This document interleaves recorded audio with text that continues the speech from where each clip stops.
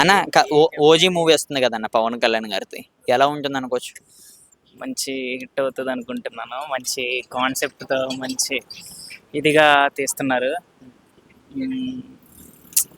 Politics ఇలా cinemas అనేది పవన్ కళ్యాణ్ మంచిగా మేనేజ్ చేస్తూ సినిమాస్ అనేవి పవన్ కళ్యాణ్ గారి పార్టీ తరపున ఏదైతే దాన్ని రన్ చేయడానికైతే బిఫోర్ విన్నింగ్ ఆఫ్టర్ విన్నింగ్ అయితే బిఫోర్ విన్నింగ్ సినిమాస్ తీయడం వల్ల చాలా పార్టీకి సినిమాస్ తీయడం వల్ల చాలా ఉపయోగపడ్డది.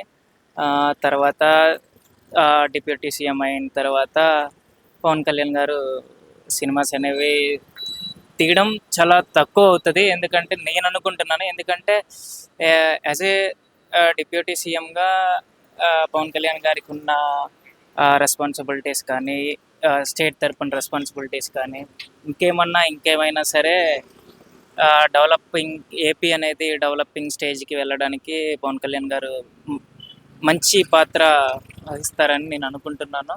సో సినిమాస్ అనేవి తగ్గిస్తారని నేను అనుకుంటున్నాను. ఇప్పుడు చూస్తే మీరు ఏ మూవీ కోసం వెయిట్ చేస్తున్నారు పవన్ కళ్యాణ్ గారితో ముఖ్యంగా? ఓజీ, ఎందుకంటే దాంట్లో తమన్ గారి బీజిఎం కానీ మంచి హైప్ ఇచ్చేసాడు తమన్ గారు.